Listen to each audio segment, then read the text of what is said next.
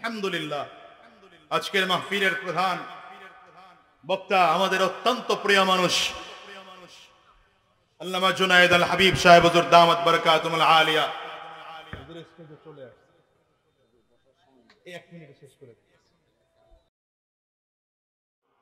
রব্বে কারীম বলেন, যেই মানুষের মধ্যে দুইটা গুণ থাকবে, বলেন কয়টা গুণ? কথা আসতে না, জোরে বলতে হবে, কয়টা? আল্লাহ বলেন, আমি আল্লাহ তাদেরকে দুইটা পুরস্কার দেব। গুণও অর্জন করতে হবে দুইটা, পুরস্কারও দুইটা। এক নম্বর পুরস্কার, আগে পুরস্কারগুলো শুনি, তাইলে গুণগুলো অর্জন করতে আগ্রহ বাড়বে। এক নম্বর পুরস্কার হলো যার মধ্যে এই দুইটা গুণ থাকবে, আল্লাহ বলেন তার দুনিয়াতে, আখিরাতে, কবরে, হাসরে, মিজানে, পুলসিরাতে কোথাও কোনো ভয় নাই, পেরেশানি নাই, টেনশন নেই। সুবহানাল্লাহ, আর একটু আওয়াজ দিয়ে জোরে বলা যায় না? দ্বিতীয় নম্বর পুরস্কার, ওয়া আবশিরু বিল জান্নাতিল্লাতী কুনতুম তুআদুন। এই দুইটা গুণ যার মধ্যে থাকবে, দুনিয়া থাকা অবস্থায় তাকে জান্নাতের শুভ সংবাদ দেওয়া হবে। তার মানে মরতে দেরি, জান্নাত পাইতে দেরি হবে না। এখন গুণ দুইটাকে এটা বোঝা দরকার। এক নম্বর গুণ হলো আল্লাহকে রব বলে স্বীকার করা। বলেন এক নম্বর গুণ কি? আল্লাহকে রব বলে স্বীকার করা। আমাদের রব কে? ডান হাতের শাহাদাত আঙ্গুলিটা উঁচা করে চিৎকার করে জোরে সোরে বলেন, আমাদের রব কে? আরো জোরে চিৎকার করে আওয়াজ দিয়ে, আমাদের রব কে? এটা হলো এক নম্বর গুণ। দ্বিতীয় নম্বর গুণ, আল্লাহকে যে রব বলে স্বীকার করেছি, এই কথার উপরে অটল আর অবিচল থাকা। দেখেন, মজার ব্যাপার হলো এই দুই দায়িত্বের এক দায়িত্ব আমাদের আদায় হয়ে গেছে। কোথায় বসে আদায় হয়েছে? রুহু জগতে আল্লাহ তাআলা সব মানুষগুলোকে একত্রিত করেছিলেন। একত্রিত করে জিজ্ঞাসা করেছিলেন, আলাস্তু বিরাব্বিকুম, আমি কি তোমাদের প্রভু নই? সেদিন আমরা সবাই মিলে সমস্বরে বলেছিলাম, বালা, অবশ্যই আপনি আমাদের রব। তার মানে আল্লাহ তাআলাকে রব বলে স্বীকার করার দায়িত্ব হয়ে গেছে। এখন দুনিয়াতে আসার পরে আল্লাহকে যে রব বলে স্বীকার করেছি, কথার উপরে অটল থাকার দায়িত্ব। পারিবারিক জীবনে, রাষ্ট্রীয় জীবনে, সিরতে, সুরতে, লিবাসে, পোশাকে, আচার, ব্যবহার, কথা, বার্তা, লেন দেন, কাজ, কর্ম, যত সেক্টরে আছে সব সেক্টরে মনে রাখতে হবে আপনার আমার রব কে। এই জায়গার থেকে চুল পরিমাণ সরে যাওয়া যাবে না। এক কথাই যদি বলি তাহলে বলতে হবে ঈমানের উপরে অটল থাকা। দেখেন, এটার উপরে অটল থাকা বড় কঠিন। ঈমানের উপরে অটল থাকা বড় কঠিন, কারণ এই ঈমানের উপরে অটল থাকতে গিয়ে সাহাবায়ে কেরামদের রক্ত ঝরাতে হয়েছে, সাহাবায়ে কেরামদের জীবন দিতে হয়েছে, এমনকি রাসূল আকরাম সাল্লাল্লাহু আলাইহি ওয়াসাল্লামের দান মুবারক শহীদ করতে হয়েছে। শুধু তাই না, উহুদের ময়দানে রাসূলুল্লাহ সাল্লাল্লাহু আলাইহি ওয়াসাল্লাম যখন বীর বিক্রমে যুদ্ধ করছেন, মক্কার কাফির আর মুশরিকগুলো উহুদের ময়দানে আমার নবীকে লক্ষ্য করে তীর মেরেছে। তীর এসে আমার নবীর এই কপাল মুবারকের মধ্যে ঢুকে গেছে। লোহার টুপি ভেঙে লোহার টুকরা আমার নবীর মাথার খুলির মধ্যে ঢুকছে, শুধুমাত্র ঈমানের উপরে অটল আর অবিচল হওয়ার জন্য। এত কষ্ট আর এত মেহনত, আলহামদুলিল্লাহ, রেজাল্ট কি? রেজাল্ট হলো এটা যে মদিনায় নবীজি সাল্লাল্লাহু আলাইহি ওয়াসাল্লাম এমন এক রাষ্ট্র উপহার দিয়েছেন, যে রাষ্ট্রের জুলুম ছিল না, অত্যাচার ছিল না, অবিচার ছিল না, নির্যাতন ছিল না, খুন ছিল না, ধর্ষণ ছিল না, রাহাজানি ছিল না। আওয়াজ করে বলেন ঠিক কিনা? বাংলাদেশে আমরা যারা আছি, বাংলাদেশের উলামায়ে কেরাম প্রতিকূল পরিবেশে হোক আর অনুকূল পরিবেশে হোক, সব সময় উলামায়ে কেরাম ঈমানের কথা বলেছেন, বলছেন, ইনশাআল্লাহ ভবিষ্যতেও বলবেন। হ্যাঁ, যখন আমাদের পরিবেশ অনুকূলে ছিল না, তখন অনেকের জন্য কথা বলা বড় কষ্টসাধ্য হয়েছে। এই শুধুমাত্র দ্বীনের কথা, ঈমানের কথা বলার জন্য কাউকে মামলা হামলার শিকার হতে হয়েছে, কাউকে জেলেও যেতে হয়েছে। কথা বলেন না কেন? ঠিক না? আজকে যিনি এখানে আসবেন, আল্লামা জুনায়েদ আল হাবিব সাহেব তিনিও জেল খাটতে হয়েছে। কার বিরুদ্ধে এরা মামলা দেয় নেই বলেন? আল্লামা মামুনুল হকের বিরুদ্ধে মামলা দেওয়া হয়েছে। কি মামলা? ধর্ষণ মামলা। নাউজুবিল্লাহ, 2-4 দিন পরে বলেন। আল্লামা খালিদ সাইফুল্লাহ আইয়ুবীর বিরুদ্ধে মামলা দেওয়া হয়েছে। কি মামলা? তিনি নাকি গুলিস্তানে ককটেল নিক্ষেপ করেছেন। আমার এক উস্তাদ মাদানীনগর মাদ্রাসার নায়েবে মুহতামিম আল্লামা আলী আকবর সাহেব হুজুরের বিরুদ্ধে মামলা দেওয়া হয়েছে। তিনি নাকি রমনা বটমূলে হামলা করেছেন। আমরা যখন ছাত্র ছিলাম তখন হুজুরকে জিজ্ঞাসা করলাম যে হুজুর, আপনি রমনা বটমূল গেছেন কয়দিন? হুজুর বলেন, যাবো তো দূরের কথা, আমি চিনিই না। হুজুর চিনেন না, অথচ রমনা বটমূল গিয়ে হামলা করেছেন, তার বিরুদ্ধে মামলা হলো। মামলা হয় নাই কার বিরুদ্ধে বলেন? চরমনায়ের পীর সাহেবের বিরুদ্ধে মামলা হয়েছে। তিনি নাকি 10,000 টাকা পকেট মারছেন। মামলা। শেখ চরমনাই মুফতি সৈয়দ ফয়জুল করিমের বিরুদ্ধে মামলা হয়েছে। তিনি নাকি এমপি রে ঘুষি দিয়া দাঁত ফালায় দিয়েছেন। আমার বিরুদ্ধে মামলা হয়েছে, আমি নাকি কার ঘরে ঢুইকা ঘর চুরি করছি। আমার বিরুদ্ধে মামলা হয়েছে। আলহামদুলিল্লাহ, এখন অনেকটা নিচের দিকে যাচ্ছে মামলাগুলো, নিষ্পত্তির দিকে যাচ্ছে। কোন উলামায়ে কেরামদেরকে মামলার হামলা করে নাই? কোরআনের পাখি, দীর্ঘ বছর যিনি কোরআনের দাওয়াত দিয়েছেন, আল্লামা দিলাওয়ার হোসেন সাইদি সাহেবের বিরুদ্ধে ধর্ষণের মামলা দেওয়া হয়েছে।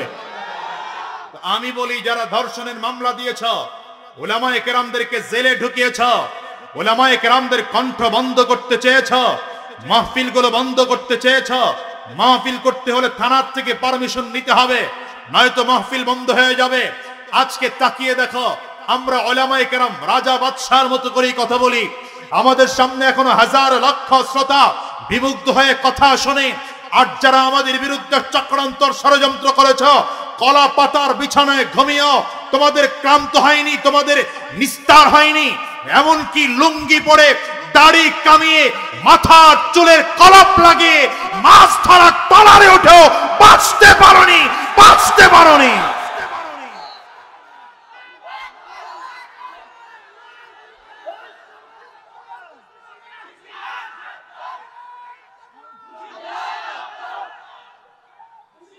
শোনো মুসলমান, ফেরাউনের কথা আপনাদের সবার জানা আছে। ফেরাউন যখন মিশরে নিজেকে দাবি করেছিল, আনা রাব্বুকুমুল আ'লা, মুসা আলাইহিস সালাতু ওয়াস সালামকে সহ্য হয় না, নিয়ে গেলেন নদীর পাড়ে। কিন্তু ফলাফল এই হলো যে নদীর মধ্যে চুবায়া মারা হইল। কথা বলেন না কেন? ঠিক তেমনি ভাবে 16টা বছর উলামায়ে কেরামদের প্রতি নির্যাতন করেছ, উলামায়ে কেরামদের প্রতি নিপীড়ন করেছ। আমরা আলহামদুলিল্লাহ সুম্মা আলহামদুলিল্লাহ যখন দেখেছি নির্যাতনের মাত্রা এমন বেড়েছে, লাগে নাই কোন রাজনৈতিক দল, ছাত্র জনতা, 18 বছরের সন্তান, 20 বছরের সন্তান, 25 বছরের সন্তান, মাত্র 15 বছরের সন্তানগুলো রাজপথে এমন ভাবে নেমেছে আর এমন প্রতিবাদ করেছে, 5 আগস্টে দুপুরের খানা রান্না করা থাকলেও না খেয়ে মামার দেশে পালাতে হয়েছে। এখান থেকে শিক্ষা গ্রহণ করো, এখান থেকে শিক্ষা গ্রহণ করো মুসলমান। নতুন করে যারাই ক্ষমতায় আসবেন, এই তত্ত্বাবধায়ক সরকার অথবা অন্তর্বর্তীকালীন সরকারের ক্ষমতা থেকে যাওয়ার পরে যারাই ক্ষমতায় আসবেন, সাবধান করে বলি, উলামায়ে কেরামদের সাথে পরামর্শ করে দেশ চালাবেন। সাবধান করে বলি, কোরআনের পক্ষে দেশ চালাবেন। কোরআনের বিরুদ্ধে যদি আপনারাও চলে যান, উলামায়ে কেরামদের বিরুদ্ধে যদি আপনাদের অবস্থান হয়, ইসলামের বিরুদ্ধে যদি আপনাদের অবস্থান হয়, আপনাদের পরিণতিও ওই 5 আগস্ট হতে সময় লাগবে না। আওয়াজ ঠিক কিনা? আওয়াজ করে চিল্লায় বলেন। রব্বে করিম বলেন, ইন্নাল্লাযীনা ক্বালু রাব্বুনাল্লাহ, ইন্নাল্লাযীনা ক্বালু রাব্বুনাল্লাহু সুম্মা ইসতাকামু তাতানাজ্জালু আলাইহিমুল মালায়েকা আল্লা তাখাফু ওয়া লা তাহজানু وأبشروا بالجنة التي كنتم توعدون অর্জন করতে হবে দুইটা। কয়টা বলেন? আওয়াজ করে চিল্লায় বলেন কয়টা? এক নম্বর আল্লাহর উপরে ঈমান আনতে হবে, আল্লাহকে রব বলে স্বীকার করতে হবে। দ্বিতীয় নম্বর আল্লাহকে যে রব বলে স্বীকার করেছে এই কথার উপরে অটল আর অবিচল থাকতে হবে। এই দুটো জিনিসের উপরে যদি অটল আর অবিচল থাকতে পারে, দুটো গুণ যদি অর্জন করতে পারে, দুনিয়ার কোন কাফির মুসলমানদের সামনে জায়গা পাবে না, দুনিয়ার কোন কাফির মুসলমানদের সামনে কথা বলার সাহস পাবে না। মুসলমানদের সংখ্যা কম হতে পারে, কিন্তু বিজয় আল্লাহ মুসলমানদেরকেই দিয়ে দিবে। বদরে মুসলমানদের সংখ্যা মাত্র 313 জন। বলেন কতজন? কাফিরদের সংখ্যা 1000-এর উপরে। শুধু তাই না, কাফিররা যেখানে গিয়ে আগে অবস্থান নিয়েছে, ওরা আগে অবস্থান নিয়েছে, ওটা হলো যুদ্ধের জন্য উপযোগী জায়গা, শক্ত মাটি। মুসলমানরা একটু যেতে দেরি হয়েছে, এ কারণে জায়গা গিয়া পায় নাই। গিয়ে দেখলেন যে কাফিররা শক্ত জমিন দখল করে আছে, উপরের জমিন দখল করে আছে। মুসলমানেরা জায়গা পেয়েছে নিচু জমিন, আবার প্রচন্ড বালুময় জমিন। রোদের তাপের কারণে বালুগুলো শুকনো হয়ে আছে, পা দিলেই পা ডেবে যায়, সামনের দিকে আগানো যায় না। রাসূলুল্লাহ সাল্লাল্লাহু আলাইহি ওয়াসাল্লাম তাকিয়ে দেখলেন মুসলমানদের সংখ্যা মাত্র 313 জন, কাফেরদের সংখ্যা 1000-এর উপরে। সাহাবায়ে কেরামদেরকে ডেকে বললেন, তোমাদের কাছে তরবারি কয়টা আছে? বলে মাত্র 8টা তরবারি। ঘোড়া কয়টা আছে? মাত্র 2টা ঘোড়া আছে। নবীজি বললেন, হায় রে, বাহ্যিক দৃষ্টিতে তো মুসলমানদের বিজয় হওয়ার লক্ষণ খুঁজে পাওয়া যায় না। সাহাবায়ে কেরামদেরকে বললেন, আমার জন্য একটা ছোট্ট ঝুপড়ি ঘর তৈরি করে দাও, আমি রবের কাছে কথা বলবো। সুবহানাল্লাহ বাড়িছে কোয়েন? আর জোরে চিল্লায় বলা যাবে না সুবহানাল্লাহ? আমার জন্য একটা ছোট্ট ঝুপড়ি ঘর তৈরি করে দাও, রবের সাথে কথা বলবো। কে বলেন? নবীজি বলছেন। সাহাবায়ে কেরাম ছোট্ট একটা ঝুপড়ি ঘর তৈরি করে দিলেন। নবীজি যেখানে দোয়া করেছেন বদরের প্রান্তরে, এখন সেখানে মসজিদ নির্মাণ হয়েছে। আলহামদুলিল্লাহ, চিল্লায় বলেন। হ্যাঁ, নবীজি দোয়া শুরু করেছেন। কি দোয়া করেছেন? বুখারীর বর্ণনা আসছে, নবীজি হাত তুলে দোয়া করতেছেন, আল্লাহুম্মা ইন শি'তা আল্লান তু'বাদ, আল্লাহুম্মা ইন শি'তা আল্লান তু'বাদ। আয় আল্লাহ, তুমি যদি চাও গোটা পৃথিবীর মধ্যে তোমার ইবাদত আজকের থেকে আর জমিনের মধ্যে কেউ করবে না। তুমি যদি চাও গোটা পৃথিবীর মধ্যে তোমার কুদরতি কদমে কেউ সাজদা দিবে না। তুমি যদি চাও আর কেউ নামাজ পড়বে না। তুমি যদি চাও তোমার দিন জমিনের মধ্যে থাকবে না। তাইলে সাহাবায়ে কেরামদেরকে নিয়ে আসছি, এদেরকে মেরে জমিন থেকে বিদায় করে মুসলমানদেরকে পরাজয় করিয়ে দাও। আর যদি তুমি চাও তোমার দিন জমিনের মধ্যে কিয়ামত পর্যন্ত থাকবে, তোমার ইসলাম কিয়ামত পর্যন্ত থাকবে, তোমার ইবাদত কিয়ামত পর্যন্ত মানুষ করবে, তাইলে সংখ্যায় সাহাবায়ে কেরাম যদিও কম, কিন্তু ঈমানে বলে এরা বড় বলিয়ান। আয় আল্লাহ, মুসলমানদেরকে যেমন করে হোক বিজয় দিয়ে দাও। দোয়া করা অবস্থায় সিনা বরাবর হাত উঠিয়ে দোয়া করা সুন্নাহ। নবীজি সিনা বরাবর হাত উঠিয়ে দোয়া করতেছেন, দোয়া চলতেছে, হাত আস্তে আস্তে করে উপরের দিকে উঠতেছে। খেয়াল করেন, দোয়া চলতেছে, নবীজির হাত আস্তে আস্তে করে উপরের দিকে উঠে এত পরিমাণ হাত উঠেছে, সাহাবায়ে কেরাম বলেন নবীজির এই শরীর থেকে চাদর পড়ে গিয়ে বগল মোবারক দেখা গিয়েছে। নবীজি হাত পুরোটা উপরের দিকে উঠাইলেন। শুধু হাত উঠিয়ে ক্ষান্ত নয়, এবার রাহমাতুল লিল আলামিন আস্তে আস্তে করে বসার থেকে দাঁড়াতে শুরু করলেন। দাঁড়াতে দাঁড়াতে দাঁড়াতে দাঁড়াতে পুরোটা দাঁড়িয়ে গেলেন। হাত দুটো আগের থেকে উপরের দিকে উঠানো। এবার নবীজি পায়ের পুরা আঙ্গুলের মধ্যে ভর করে আরো উঁচু হয়েছেন। এমন করে নবী উঁচু হয়েছে দেখলে মনে হয় রব্বে কারীমের আরশে আজিমের সাথে ঝুলে ঝুলে আমার নবী দোয়া করে। নবীজির কান্নার আওয়াজ পুরো বদরের ময়দানে ছড়িয়ে যায়। সাহাবায়ে কেরাম সব ঘুম ভেঙে গিয়েছে। আবু বকর, ওমর, ওসমান, আলী সব সাহাবায়ে কেরাম নবীজিকে ঘেরাও করে ধরলো।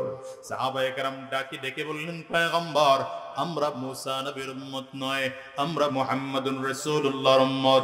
আমরা আপনার ডানে থেকে যুদ্ধ করব, আমরা আপনার বামে থেকে যুদ্ধ করব, আমরা আপনার সামনে থেকে যুদ্ধ করব, আমরা আপনার পেছনে থেকে যুদ্ধ করব। ময়দান ছেড়ে যাব না যতক্ষণ পর্যন্ত ইসলামের বিজয় না হবে। আমরা বদরের ময়দান ছাড়ব না। আবু বকর সিদ্দিক রাদিয়াল্লাহু আনহু নবীর জড়ায় ধরে চিৎকার করে কাঁদতে আরম্ভ করেছে আর ডেকে বলে, নবী আমার, হাসবুকা ইয়া রাসূলুল্লাহ, পয়গম্বর যথেষ্ট হয়েছে, আপনার কান্না, আপনি আর কান্না করবেন না। আপনি যদি কান্না করেন আমি আবু বকর সহ্য করতে পারি না। হযরত ওমর বললেন, পয়গম্বর, আপনার 312 জনের মধ্যে 313 জনের মধ্য থেকে যদি 312 জন সাহাবী চলেও যায়, আপনি একা সিপাহ সালার থাকবেন আর আমি আপনার সৈন্য হয়ে থাকব। আপনি আদেশ করবেন, আমি একা একা যুদ্ধ করব, হাজারো বেঈমানদের সাথে যুদ্ধ করব, ময়দান ছাড়ব না। এত সান্ত্বনা দেন সাহাবায়ে কেরাম। এরপরে আল্লাহর নবীর কান্না বন্ধ হয় না। নবীজি এখনো কাঁদতেছেন। কান্না করার কারণ হলো রব্বে করিমের পক্ষ থেকে আমার নবী কোনো ফয়সালা চান। হঠাৎ করে আল্লাহ তাআলা জিবরিল আমিনকে জানায় দেয়, জিবরাইল, আমার বন্ধুরে জানায় দাও কাফিররা 1000 আছে, আগামীকাল আমি আল্লাহ তাআলা বদরের প্রান্তরে 1000 ফেরেশতা সৈন্যবাহিনী বানাইয়া পাঠাবো। কয় হাজার? 1000 ফেরেশতা। নবীজির কান্নার আওয়াজ আরো বেড়েছে। ডেকে বলেন, আল্লাহ, ফেরেশতা তোমার কাছে কম নি, দিবাই যেহেতু বাড়ায় দাও না। সুবহানাল্লাহ, কয় না রে, দিবাই যেহেতু বাড়ায় দাও। ফেরেশতা ডেকে বলেন, পয়গম্বর, আল্লাহ তাআলা বাড়িয়ে দিয়েছেন 3000। কয় হাজার? নবীজির কান্না এখনো বন্ধ হয় না।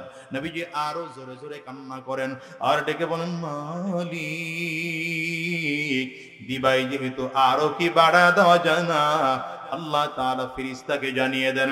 পয়গম্বরের কাছে জিবরিল আমিন ডেকে বলে, বিখামসাতি আলাফিম মিনাল মালাইকাতি মুসাউবিমিন। পয়গম্বর, 1000 দিয়েছিলাম, 3000 করলাম। এখন আমি আল্লাহ তাআলা আপনাকে আগামীকাল 5000 ফেরেশতা বদরের ময়দানে সৈন্যবাহিনী বানাইয়া পাঠাবো। আরো জোরে বলা যায় না সুবহানাল্লাহ? এই ঘোষণা শুনে নবীজির কান্না বন্ধ হয়েছে। আরে মুসলমান, নবীজি কান্না বন্ধ করে মোনাজাত শেষ করেছেন। নবীজির দোয়া শেষ করতে দেরি, বৃষ্টি হতে আর দেরি হয় না। এবার পরিস্থিতি কেমন হলো? বৃষ্টির কারণে ওই যে ধুলা বালুগুলো ছিল এগুলো জমিনের মধ্যে মিশে গেছে, বালুগুলো শক্ত হয়ে গেছে। সাহাবায়ে কেরাম খুব বীর বিক্রমে হাঁটতেছেন, বুক টান করে করে হাঁটতেছেন। আর ওই যে কাফিররা আগের থেকে এসে শক্ত জমিন আগের থেকে দখল করেছিল, প্রচন্ড বৃষ্টির কারণে এটার মধ্যে এত পরিমাণ কাদা হয়ে গেল, ডান দিকে পা দিলে বাম দিকে চলে যায়, বাম দিকে হাঁটতে চাইলে ডান দিকে চলে যায়, সামনে যাইতে চাইলে পেছন দিকে চলে যায়। ও মুহূর্তের মধ্যে পুরো সিচুয়েশন পরিবর্তন হয়ে যায়। আল্লাহু আকবার চিল্লায় বলেন না? হ্যাঁ মুসলমান, এতটুকু না, এরপরে আরো আছে।